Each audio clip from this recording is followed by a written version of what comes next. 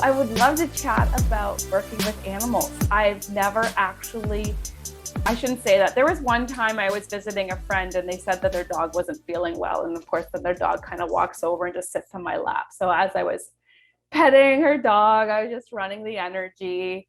But then I never did find out how her dog did after that. So I don't know. But yeah, the dog just came and sat on my lap. So I just pet it for a little bit and then the dog went off and did its dog thing. So I would love to hear some of your stories. I have quite a few stories. I've been doing quantum touch since 2008 and I think became an instructor in 2012. And I've always had animals. I've always been interested in animals. I had a horse when I was a kid. I volunteered at a children's zoo when I was a teenager, which was really cool. That would be fun. And so animals are always around me. And when I learned about quantum touch and of course just fell in love with it, I would use it on anything that I could. Over the years, as most of light workers, energy healers, we like to learn all sorts of different tools. So I have an awful lot of tools, including quantum touch. And so, we combine them all. Mm-hmm. But quantum touch is like the core. Generally speaking, most animals are really receptive. They will relax and you can tell they're enjoying it. I have come across a couple of animals who refused to accept it. And one of them was my own dog.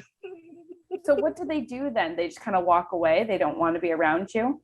Nugget was he was a Kuvas crossed with a shepherd. So he was 110 pounds. Mm-hmm.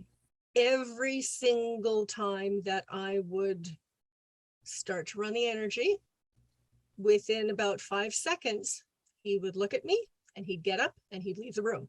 It was so interesting. What I used to do with him would be I would use him as a surrogate when I worked with animals who were not with me. So remote sessions. So I could do all the correcting techniques. I could run energy on him as a surrogate for the other animal. And he would sit with you for that. He was fine. Yeah. He would relax. One time he actually splayed out onto his back with all his legs out. He was great. He loved it. Yeah. And then as soon as we broke the connection, and I thought, oh, he's nice and relaxed, I'm just going to start running some energy on him. Mm-hmm. And within 10 seconds, he was gone. That's so fascinating that he would allow himself to be a surrogate, but not receive it himself. Yeah. And I would take him to my classes when I would teach. He would allow a little bit of quantum touch, running the energy on him from the students, but no more than 5 or 10 minutes. And then he'd be done. Yeah. But he definitely would not take it from me. Okay. So it is interesting. So he actually is really the only animal that I've come across who just adamantly refuses. And you could feel it. It was like this big black wall would come down.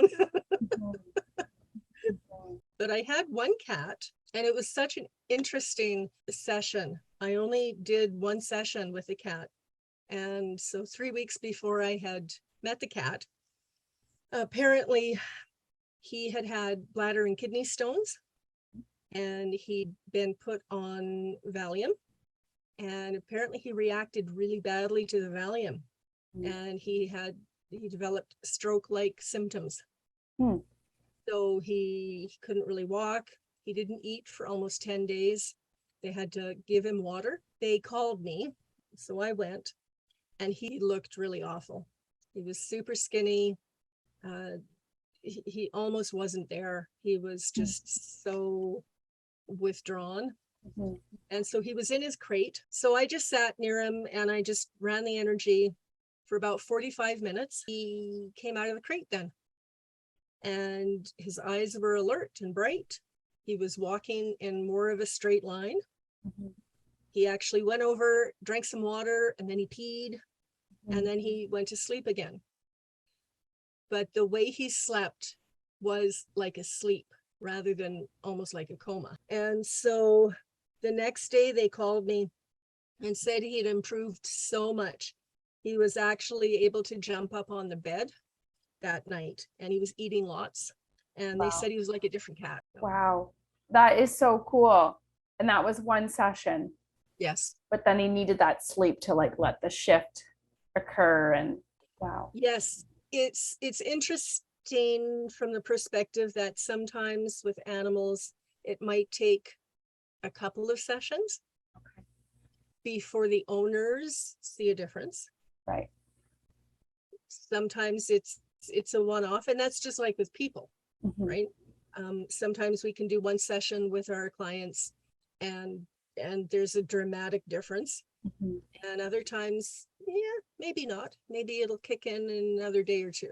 So how do you do it with an animal? Do you have like a time, or do you tell their owner, like on Tuesday, I'll run energy to the animal, or how do you set that up with the owners? I'll book an actual appointment and I'll set a time. So yes, 7 o'clock tonight, I'm going to do a session with your animal. Right. And after we're done, then I'll send you an email. Okay. And then once they've read the email, if we want to jump on a Zoom call or telephone call, we can do that. Right. I have quite a few clients throughout the States and Western Canada. That works best. And even locally, I live in an area that is very remote and quite spread out. So can't always get to go see someone if I have to drive 2 or 3 hours. So Now, when you're running energy with an animal, is it like a person in terms of like you'll kind of get an insight or an intuitive idea of where to send the energy? Or how does that work with an animal? I will talk to the owner about what issues they are seeing, what issues they want help with. And then one of two things, either intuitively, I'll know what to do and where to go and how to work, or I actually use muscle testing and I ask questions so we can pinpoint underlying emotion. Are there trapped emotions that need to be released? Are the meridians out of whack? Are the chakras out of whack? Which ones? Sort of do it that way. And then do whatever clearing techniques might be appropriate for those, and then run the energy. Interesting. And now with an animal, do you see, like, do you work with the owner too, or do you work with just the animal? Predominantly just the animal, unless the animal is picking up everything from the owner and it's the owner's stuff that's causing the issues. So I firmly believe that our animals pick stuff up from us. They definitely do. But they have their own stuff. Right. They're their own people. Right. Okay. They have their own path in and journey in their life. And they can have ancestral stuff going on. Clearing out that gives them a better emotional balance, physical balance, mental balance. That's fascinating. I guess I've never really thought that far into it. Can you distinguish what the animal is picking up from their owner and what the animal is just dealing with in their own life? Yeah. Yes. And I use muscle testing for that. So if, for example, let's say a dog has suddenly developed a lot of anxiety and fear with thunderstorms and fireworks, then I'll do a session. And in relation to those issues, then I find out what emotions there are. And if they're the animal's emotions, if they're someone else's emotions, sometimes they can be emotions that the dog has picked up from other animals. Is this kind of like an interaction where one dog got scared from another? It can be that. Like a fighting interaction? Even from, let's say, puppyhood, right? Having siblings and then being taken away. And then there might be some grief from when they were a puppy and they got separated from their siblings and their mother. There's an aspect of that trapped emotion that impacts their physicality and how they move through life, just like with us. So that would be similar to a trauma. Mhm. They would have a stored trauma in their body. Mhm. And now, how receptive do you find the animals are? Like, are you find you're able to easily remove those blockages and kind of clear the energy? Or how does that compare, I guess, to working with a human? It's very similar. With the trapped emotions, I use mostly techniques from emotion code. So I find out what, how many trapped emotions do you have regarding this issue, right? A fear of fireworks, for example. And how many can we release today? And now what specific emotions are they? And are they your emotions?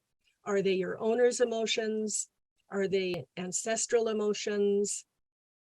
Are they emotions in relation to other people or other animals?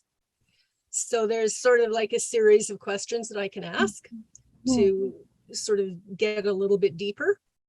And then releasing the emotions is pretty easy. It's just done on an energetic basis.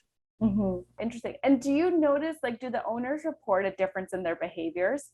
Because I can imagine if like a dog is very anxious with fireworks or loud noises, right? And you kind of clear the energy from that, that's going to create some big shifts. Yes. So I had one dog client who had had some physical injuries. So the owners had contacted me to come and do some massage.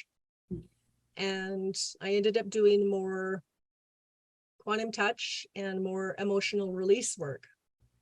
And so this was a very lovely dog. She was very friendly to people, but she was not at all interested in other dogs. She was quite timid around other dogs. And if she saw them even across the street, she was like, no, don't want to be there. So this is the very first session. I went and I, did what I did. And then the next day they called me and they said, what did you do to my dog? I said, what do you mean? So they took her for a walk the next morning and she's on leash. But as soon as they got her outside and she saw a dog across the road, she was like, I want to go say hello. Let me go say hello. And it was not something she had ever done before. Wow.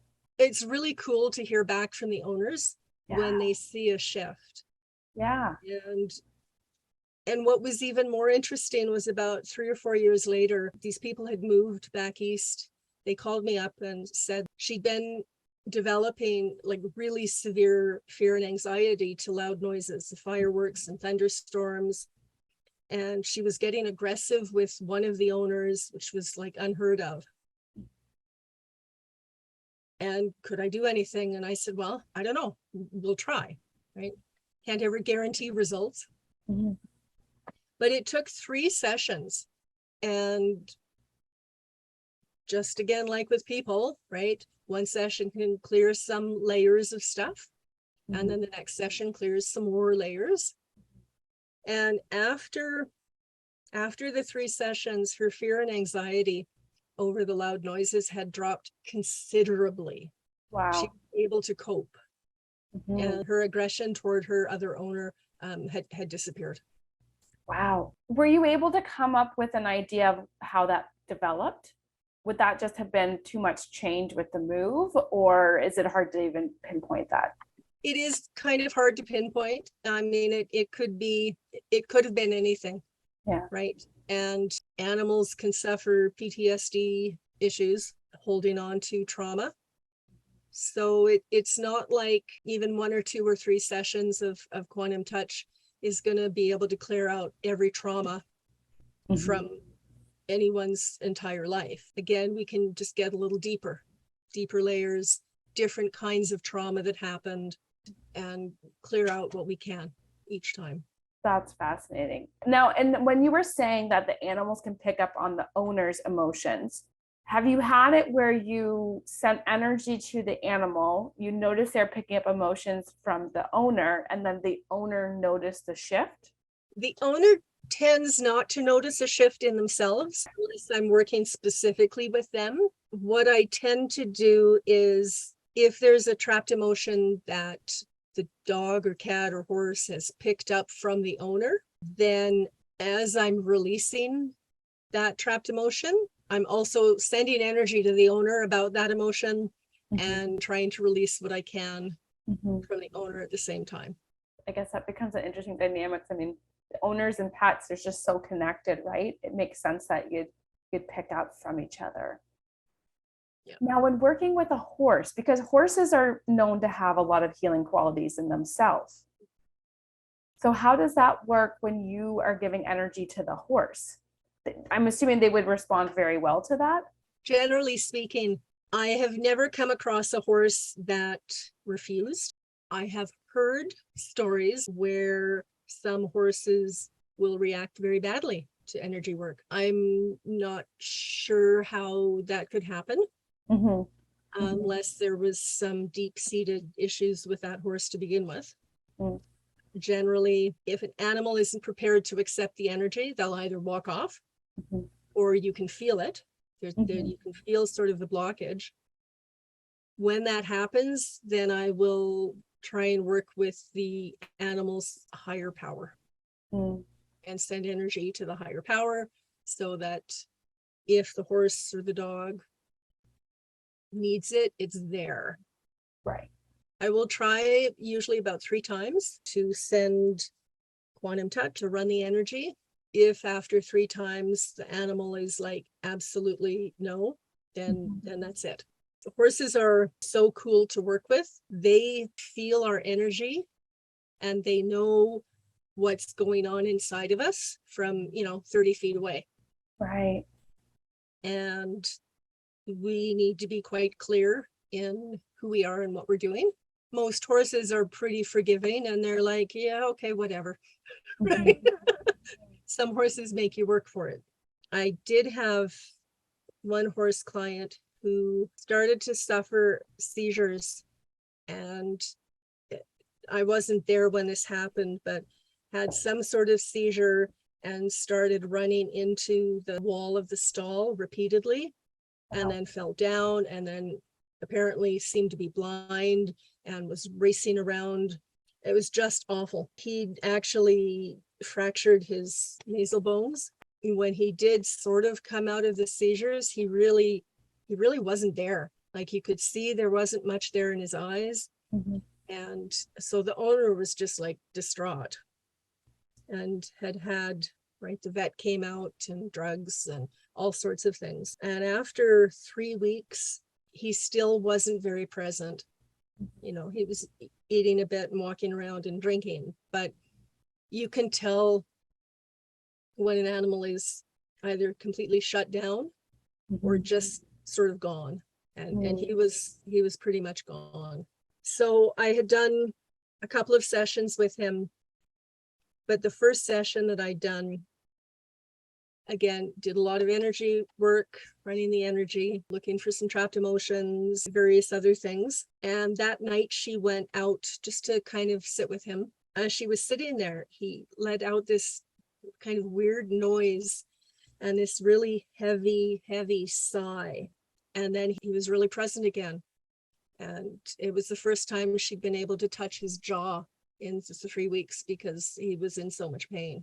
So it's, again, right, all of this is just so fascinating because we never know how what we do is going to land, what kind of shifts are going to happen, and when those shifts appear. Right? Well, and especially with an animal, because they're not going to have a conversation with you with words to tell you what they're feeling or what they're thinking or what they noticed, right? You're really just working with the energy. Yeah, it's so much fun. I really like working with the animals, whether that's in person or by distance. It's really rewarding. And it's one of those things that you can talk to people who don't really believe in this, right? Because the animals, they don't care about the placebo effect, right? If it works, great. If it doesn't, it doesn't, right? And so it's just one of those things that we can use to point to that whole premise that everything is energy. We're all energy. That's the basis for life. I always notice when I'm running energy, if a client has their pet, that their cat will come join them. I guess that's the closest I've had to really sending energy, I guess, with animals, which is kind of fun.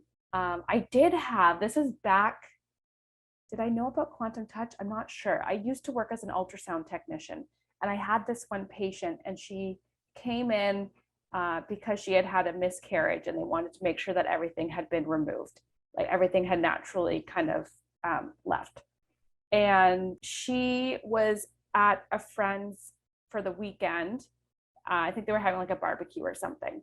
And then her friend obviously knew what she was going through, and she was very like emotional and vulnerable about it because she was in the middle of her miscarriage. But at that point, she said that nothing had really passed. And her friend was like, my horse has some healing qualities. Are you open to spending time with my horse? And she was like, sure. So she walked down to the pasture and just kind of sat with the horse, and the horse kind of came up to her and kind of nudged her. And then she just felt it, she felt everything just drop right out of her right there. And then she walked back up to the house and kind of got herself cleaned up. And then she had come for the ultrasound and it showed that everything had passed. But that blew my mind. It's such a huge, vast arena that we can explore. That, Yeah. The connection that we have with animals, the connection that they have with each other and to nature. We can learn from any animal. They have feelings just like we do. They experience grief and anger and, and joy and compassion. For example, there's two horses, and one horse is on the other side of a small fence, and he's on a diet, right? Because he's a little overweight. And then his buddy, who isn't on a diet, goes and grabs a mouthful of hay and then brings it to the other horse and feeds it to him over the fence. Like, That's so cute. yeah. This is slightly off topic, but not really, because I was excited to talk to you tonight. So I had done your workshop in October, and we were working with icons, and I was sending to my ideal home because at that point we hadn't bought a home and we were wanting to buy. And I wrote down like everything I would want, like that would be important to me, like down to small details. Like I want a big south facing window. I want a sunroom. I want a rock wall. I want trees that my kids can climb. I want enough parking space so I don't have to it won't be a single parking. Just like a lot of like little stuff like that, but that mean a big deal to me. Anyways, I'm running energy into the icon, and anyways, we just bought a country property and I was in love with it. I am in love with it. And then as we're moving, I found that note from the class that we took, and I'm reading it and I'm just amazed because everything on that list is at our new house. That's awesome. Is that not amazing? Like everything, right down to the rock wall. Like there's a flower bed with all like a built up rock wall. Like I have a big south facing window in the living room, and then off the kitchen there's a sunroom. Isn't that amazing? That is just, it's so awesome when intellectually we know that these things work, right? Mm-hmm. But to actually see them come to light, it's yeah. That's well, congratulations. I'm Thank so you. glad. Well, and the funny thing is, like, I remember that we did the icon work, and I remembered that I sent to what my ideal house would be, but I totally forgot about everything on that list. Yeah. I forgot that I wrote out that list, and I forgot that I even had that. So it amazed me as I'm going through my notes, and I was like, wait a minute, and I like, but that's my house. That's what we just bought. Wonderful. Yeah. And then I'm looking at the list and I was like, I should have put on some more stuff. Like I should have put on like swimming pool. I should have put on like, I'm thinking about all these other stuff that I could have put on there. Down the road. Yeah. I'll just write more lists. Yeah. A recreational energy property. Into them. Pardon? Yeah. A recreational property. Yeah. Yeah. I mean, it's free to dream, right? I'll just write out some more stuff, run the energy into it, just see what shows up next year. But I think that's part of it too. Like I totally had to detach from the outcome. So like running energy to animals, a lot of practitioners will do that, and then running into plants to make your plants grow. So when the pandemic started, naturally my husband wanted to make limoncello, right? Because why not? So he had to buy organic lemons for it. And then so we had these seeds, and I was like, I'm going to plant them and I'm going to make a lemon tree because this is going to be awesome. And I'm going to run energy into it. And I'm going to show everyone that this works. And I put the seeds in some dirt and I'm running energy to it. And like nothing happens for 2 months. Nothing happens. I see nothing. And in my mind, I'm like, oh gosh, well, that didn't work. So I put it on the shelf in the garage and I was like, I'll deal with it later. And then a couple months later, I was going to get my bike out of the garage and I looked over and there's 2 plants this tall. And I was like, the lemon tree is growing. And then we ended up moving, and then I brought the lemon tree. My mother-in-law took good care of it. She naturally just has a really beautiful energy, and the tree's taller than her now. It's pretty cool. She did a good job caring for that tree. And now I have a south-facing window that I can put my lemon tree in. Yes, and grow more. Yeah, so it didn't happen how I wanted it to. I feel like I was trying to control the outcome, and it didn't happen, right? But yeah, that's such an amazing thing for us to remember, right? mm-hmm. We do. We're people. We want to control things. We want this to happen this way. Mm-hmm. And it usually doesn't. Oh, exactly. Because I very much had that mindset of I'm going to run the energy and I'm going to make this work and I'm going to grow this lemon tree so I can prove to people that this works. And yeah, it didn't happen. Very humbling. So I like how you upfront say, I don't know how this is going to work, because I think that's a very, very good way of articulating it, right? Because we don't know. Yes, we don't know. And, we're not allowed to diagnose, and we're not allowed to make a claim of curing anything. But in all the years I've been doing quantum touch, I mean, I can count on one hand the times where the person did not have some sort of shift. Right. At least within, 24 to 48 hours. Wow. And so it's one of the reasons I love quantum touch, because it's easy and it works. Mm-hmm. Yeah. Mm-hmm. And I think it's kind of when you can sit back and just be in awe and just kind of wonder how it's going to happen, or just kind of, then it gets exciting, right? Because now you're kind of like, ooh, how's it going to show up? How am I going to feel? Right. That right there changes the energy. It does. And I really like that. I wonder what, I wonder what's going to happen. I just worked with a human client recently by distance. And I've just sort of developed a new protocol and, definitely working with all the different energies, the auric fields and the meridians and the chakras and ancestral stuff and body stuff, the organs and how everything is working. And we did a session, and at the end of the session, she sat back up so she was on camera again. I swear to God, she looked like 15 years younger, and her eyes were bright and big. And she looked at herself and she was like, wow, that doesn't always happen, right? And it's a two-way street. The client is doing their stuff in the background while we're doing our stuff. And the synergy between the two can really blow your socks off sometimes. It's energy and you can't quantify it. So sometimes it's hard, like you can't say this is how the shift is going to be. And I even struggle explaining it to people sometimes. And I just think you need to just feel it. You just need to feel it and experience it. And then right? It creates a different feeling. It's like this moment that you want to linger in, right? Like you can't quantify that, but it feels good.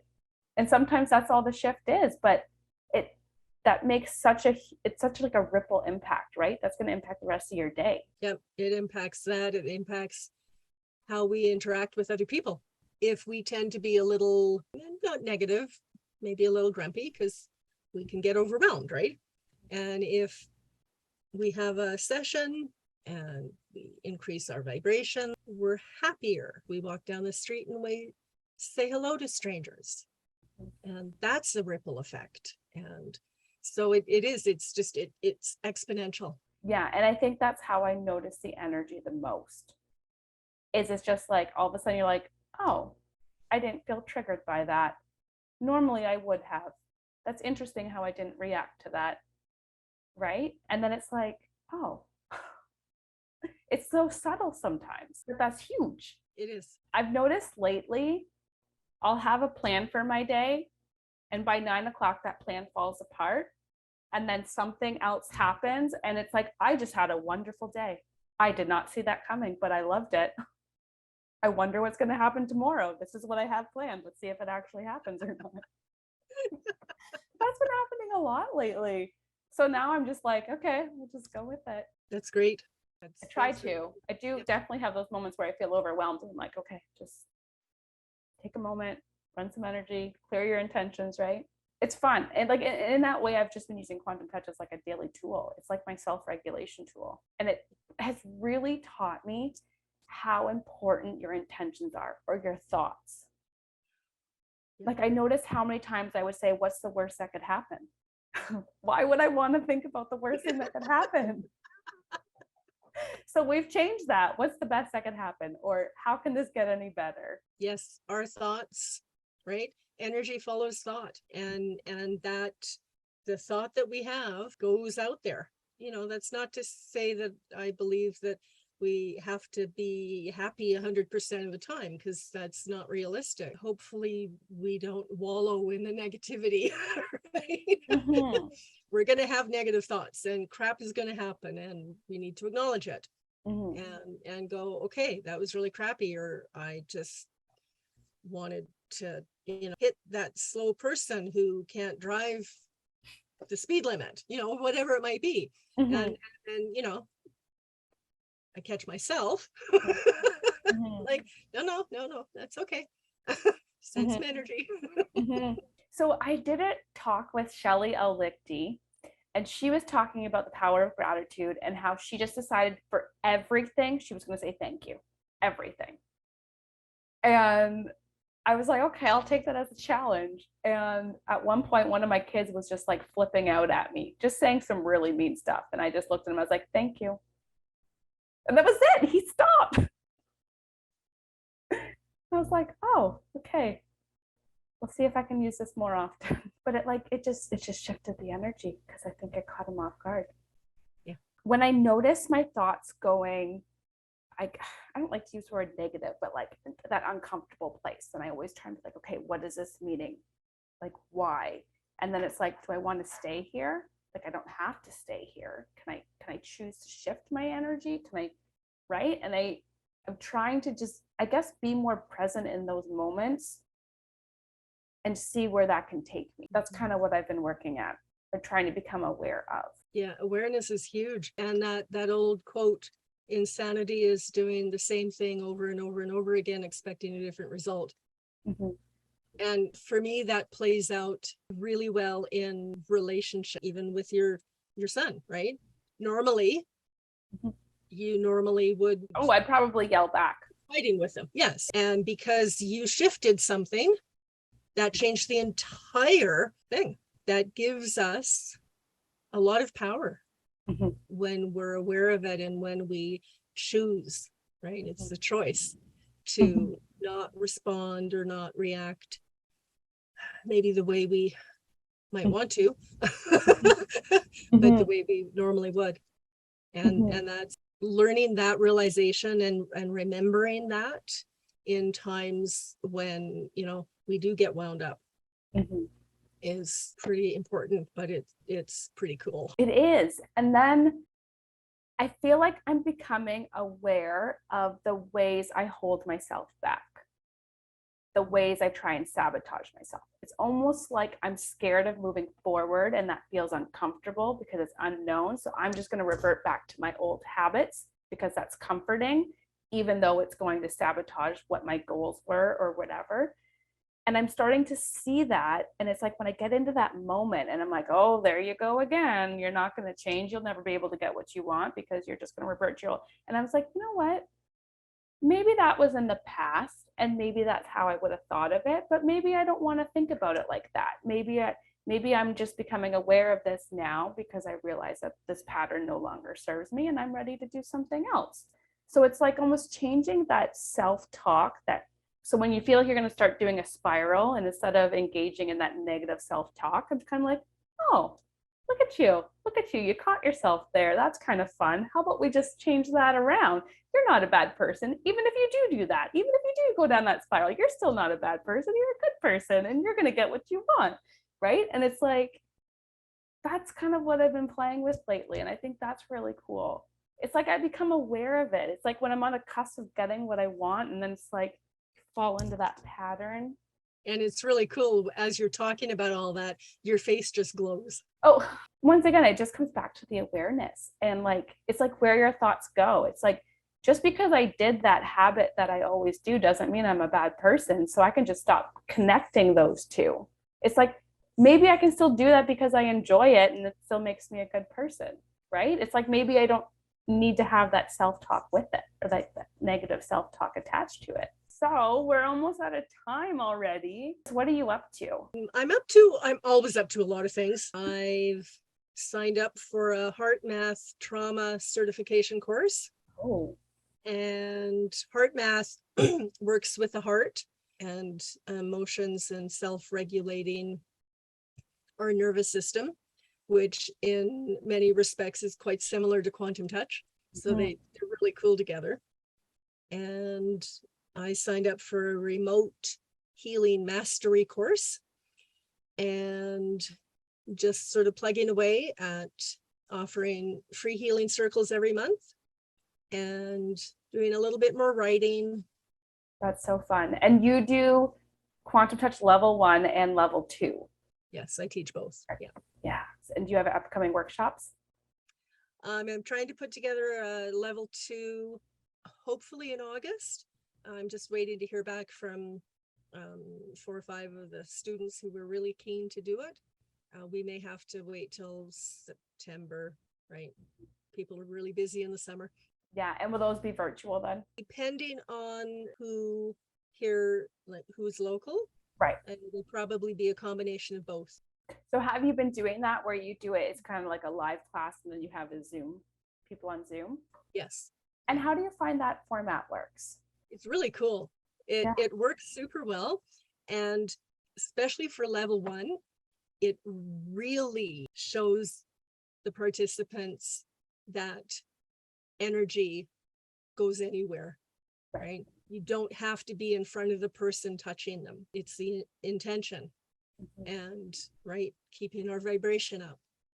And so it's amazing. The last level 1 class I did, there was only one person on Zoom, but right, we get in partners or groups, and she couldn't believe what she was feeling and how she felt after, a 15-minute practice session on day 1, right?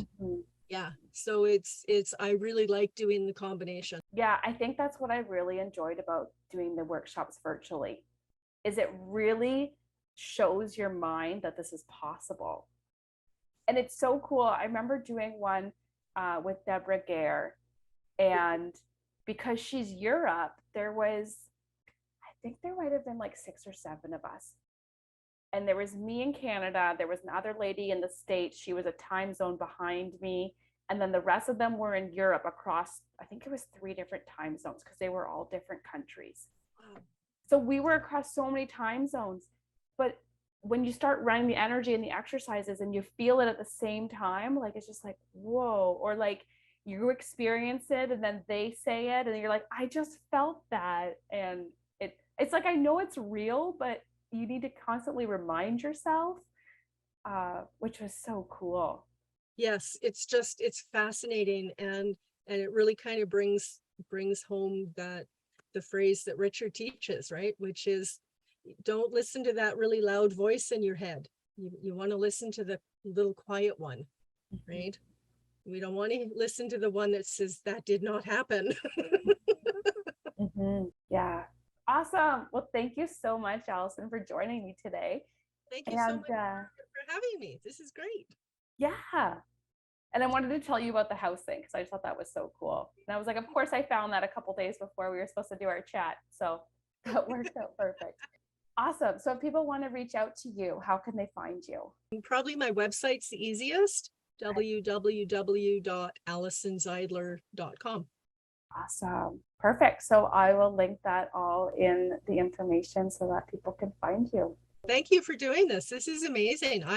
I'm not sure I would have had the, I've thought about podcasts. To actually start doing them was just way too overwhelming for me to do. So I'm really happy going on other people's podcasts. Yeah. Well, I feel like because I was kind of I don't want to say pushed into it. I wasn't forced into it, but like it just kind of happened. And I mean, the people I've talked with so far, I already kind of know. So I feel like it was a very safe space. And I mean, the other thing is I love getting together with the energy people because you can't fake it because they're going to read your energy anyways. So it feels, I don't know, it just feels comfortable. And I really just want to, the other thing that doesn't surprise me that this happened was I would share the energy work on the app Insight Timer. And I would always end with like, share this with your friends and family, like anybody who is interested, like make this part of your daily conversation, like talk to people about it because it's great to have a community online, but it's even better to have this community in real life that's going to support you. So I was like, make this part of your daily conversation. And I don't know how many times I said that. So it doesn't surprise me now that I started a podcast where I'm trying to bring this into daily life living and make it, I guess, relatable because energy can sometimes seem very abstract, but it's not. It's everything. So happy you're doing this. Yeah.